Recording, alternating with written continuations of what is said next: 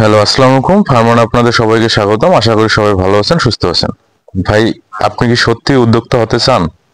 আপনার কি মনে হয় ব্যবসা মানে শুধু স্বাধীনতা আর টাকা? তাহলে আপনাকে আজ কিছু কঠিন সত্য জানতে হবে। বাস্তবতা যত তাড়াতাড়ি বুঝতে পারবেন, সফলতার রাস্তা ততটাই সহজ হবে। তাই আজকের ভিডিওটি মনোযোগ দিয়ে দেখুন, কারণ এটি আপনার পুরো চিন্তাধারাই বদলে দিতে পারে। প্রথমে যেটা বলতে চাচ্ছি, ব্যবসা মানে শুধু লাভ নয়, বড় ধরনের ঝুঁকিও আছে। যখনই আমরা কোনো ব্যবসা শুরু করি, আমাদের মস্তিষ্কে প্রথমে আসে লাভের চিন্তা। কিন্তু ব্যবসার শুরুতে যদি শুধু লাভের চিন্তা করেন, তাহলে হতাশ হওয়ার সম্ভাবনা বেশি। ব্যবসা মানে ঝুঁকি, কঠোর পরিশ্রম এবং ধৈর্য। প্রথম কয়েক মাস বা কয়েক বছর আপনার লাভ নাও হতে পারে, বরং লোকসান হলেও হতে পারে, কিন্তু সেটাই স্বাভাবিক। ব্যবসার সবচেয়ে বড় বিষয় হলো ধৈর্য আর সঠিক পরিকল্পনা। তাহলে আপনি কি করবেন? ব্যবসা শুরু করার আগে সব ধরনের ঝুঁকি আপনাকে অবশ্যই বুঝে নিতে হবে। একটি ভালো বিজনেস প্ল্যান তৈরি করুন। হুট করে বড় বিনিয়োগ না করে ছোট পরিসরে শুরু করুন। আর 2 নম্বর যেটা বলতে চাচ্ছি, ভাই দেখেন, সবাই আপনাকে সমর্থন করবে না।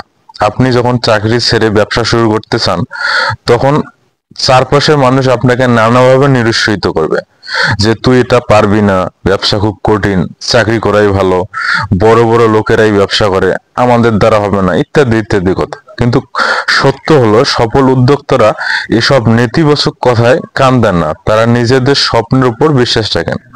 সমালোচকদের উপেক্ষা করুন এবং আত্মবিশ্বাস ধরে রাখুন।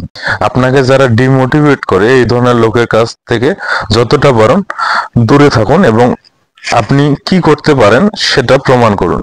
দেখেন, আরেকটা যেটা বলতে চাচ্ছি, ব্যর্থতা হচ্ছে সবচেয়ে বড় শিক্ষক। ব্যবসায় ব্যর্থতা আসবে। অনেক বড় বড় উদ্যোক্তাও প্রথমে ব্যর্থ হয়েছেন, কিন্তু তারাই সফল হয় যারা ব্যর্থতা থেকে শিক্ষা নেয়। আপনি জানেন কি, আলিবাবার প্রতিষ্ঠাতা জ্যাক মা প্রথম দিকে অনেক ব্যর্থ হয়েছিল। তাকে কেএফসি তেও চাকরি দেয়নি, কিন্তু হাল ছাড়েননি।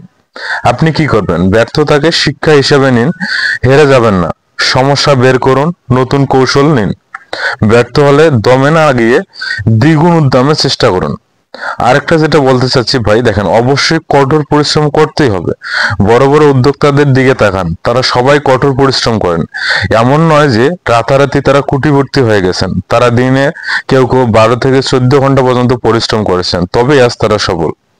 আপনার অবশ্যই ধৈর্য ধরে কঠোর পরিশ্রম করতে হবে, সময় নষ্ট না করে আপনার দক্ষতা বাড়াতে হবে, এবং আপনি যত বেশি চেষ্টা করবেন, সফলতার সম্ভাবনা ততই বাড়বে।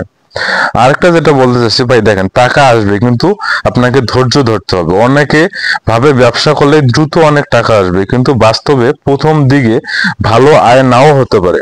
অনেক সময় ব্যবসাকে টিকে রাখার জন্য নিজের পকেট থেকে টাকা খরচ করতে হবে। প্রথম কয়েক বছর ব্যবসায় লাভ না হলেও ধৈর্য ধরে থাকতে হবে আপনাকে। ব্যবসার টাকা সবসময় ব্যবসায় রাখুন, ব্যক্তিগত খরচে ব্যবহার করবেন না। ফালতু খরচ কমান, শুধু প্রয়োজনীয় জিনিসে বিনিয়োগ করুন। আরেকটা যেটা ভাই বলতে চাচ্ছি, দেখেন, দক্ষতা না থাকলে সফল হওয়া কিন্তু খুব কঠিন। শুধু টাকা থাকলেই ব্যবসা করা যায় না। দক্ষতা না থাকলে সেই টাকা হারানোর সম্ভাবনাই বেশি। তাই ব্যবসার ধরন বুঝে আপনাকে সেই বিষয়ে দক্ষ হতে হবে। আপনাকে অবশ্যই কোনো নির্দিষ্ট ক্ষেত্রে দক্ষতা বাড়াতে হবে, এবং আপনাকে সফল উদ্যোক্তা হতে যেসব অভ্যাস লাগে সেগুলো অনুসরণ করতে হবে। আরেকটা ভাই, সঠিক সময়ে সঠিক সিদ্ধান্ত নিতে হবে। ব্যবসায় কখন কোথায় বিনিয়োগ করবেন, কোথায় থামবেন, সেটা জানা অত্যন্ত জরুরি।